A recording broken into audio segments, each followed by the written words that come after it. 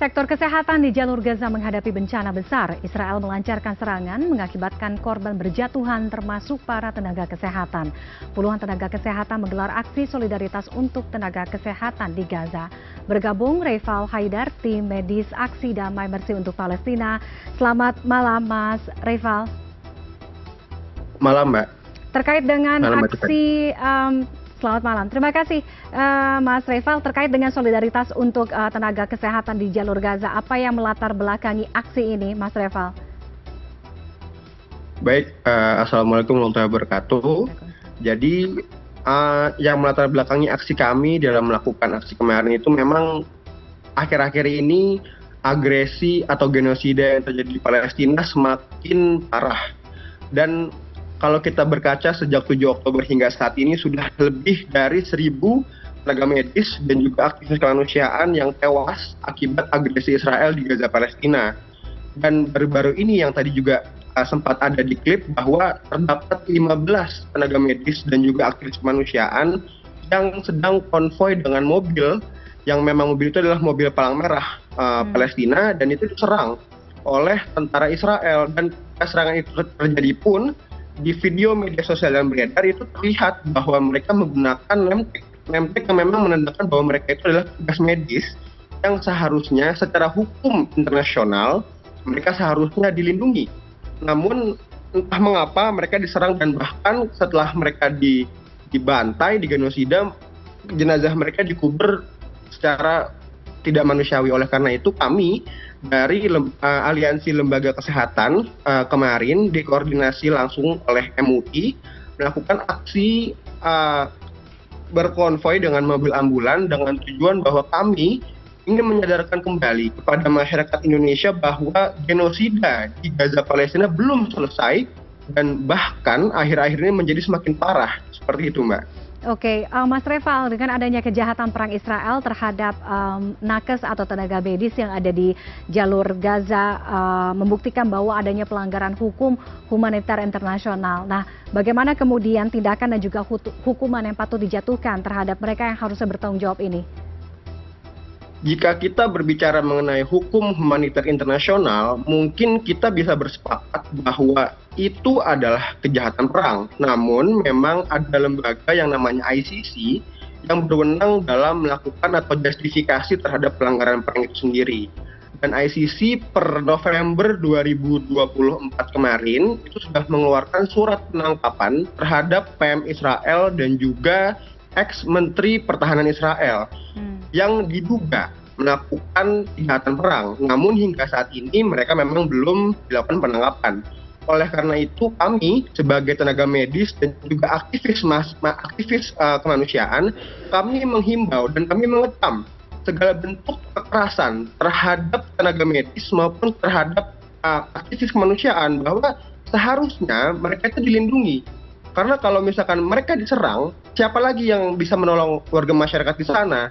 Seperti itu. Jadi memang kita sebagai masyarakat, sebagai manusia, terlebih saya sebagai seorang tenaga medis, menghimbau bahwa kita harus menjaga agar tenaga medis di sana maupun aktivis kemanusiaan di sana bisa bertugas dengan aman dan dapat memberikan pertolongan yang terbaik kepada masyarakat Palestina. Seperti itu, Mbak. Oke, bagaimana kemudian Anda melihat implementasi dari perlindungan, khususnya kalau kita berbicara tenaga medis atau pejuang kemanusiaan yang ada di Gaza? Tadi Anda sudah sebutkan bahwa untuk nakes, kemudian petugas kemanusiaan, mereka berada di bawah perlindungan hukum internasional, sudah ada ICC, kemudian kecaman dari PBB, organisasi HAM dunia pun juga sudah banyak bersuara, tapi nyatanya yang kita lihat sampai dengan hari ini masih terus terjadi. Nah, bagaimana kemudian Anda melihat apakah implementasinya berjalan dengan sesuai yang diharapkan, sesuai dengan regulasi kah, atau apa yang menghambat ini? Ya, kalau misalkan kita berbicara dengan regulasi, memang di atas kertas berdasarkan konferensi Jenewa pun apapun yang terjadi di sana ya itu pelanggaran. Memang kita tidak boleh sama sekali menyerang warga sipil, kita tidak boleh menyerang ambulans, kita tidak boleh menyerang tenaga medis, kita tidak boleh menyerang aktivis kemanusiaan. Namun apa yang terjadi di Gaza Palestina itu sudah di luar nalar, di luar batas kewajaran kita semua sebagai manusia. Yang terjadi di sana bukan lagi peperangan, yang terjadi di sana adalah genosida. Yang terjadi di sana adalah sebuah pembantaian terhadap manusia.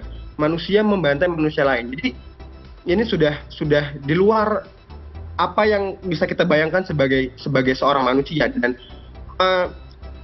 apa yang terjadi di sana memang tidak sesuai dengan hukum yang seharusnya ada.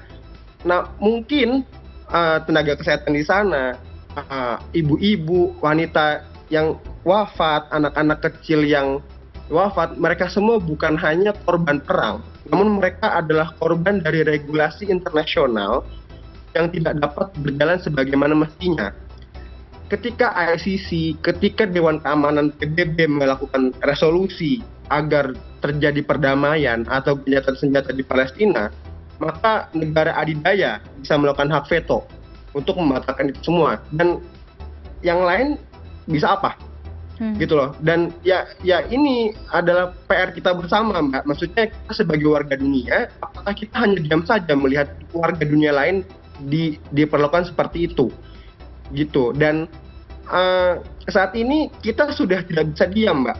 Diam kita itu berarti kita membiarkan ada satu lagi warga yang tewas, satu lagi anak-anak kelaparan, satu lagi orang tua yang meninggal, satu lagi ibu-ibu hamil yang meninggal. Diamnya kita berarti kita melegalkan tewasnya saudara kita di sana. Oleh karena itu, ketika di sana warga masyarakat Gaza berjuang dengan nyawanya, berjuang dengan darahnya, kita di sini harus berjuang dengan apa yang kita bisa. Kita di sini bisa berjuang via media sosial. Kita beritakan sebanyak yang kita bisa. Karena saya melihat saat ini dunia seakan-akan tuli, Mbak. Dunia seakan-akan tuli, dunia seakan-akan bisu. Kita diam dengan apa yang terjadi di sana.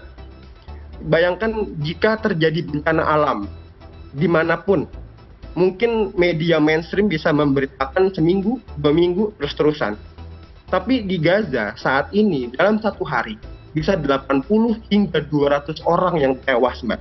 Okay. Orang itu makhluk hidup loh, gitu loh. Tapi pemberitanya tidak sebanyak itu. Oleh karena itu saya menyerukan dan menghimbau kepada seluruh pihak untuk terus mengamplifikasi berita tentang Gaza agar semuanya tuh bisa aware lagi terhadap apa yang terjadi di sana, seperti itu, Mbak. Oke, baik. Terima kasih atas waktunya Mas Reval Haidar, tim medis Aksi Damai Mercy untuk Palestina sudah bergabung dengan diskusi CNN Indonesia Connected malam hari ini. Selamat malam. Malam.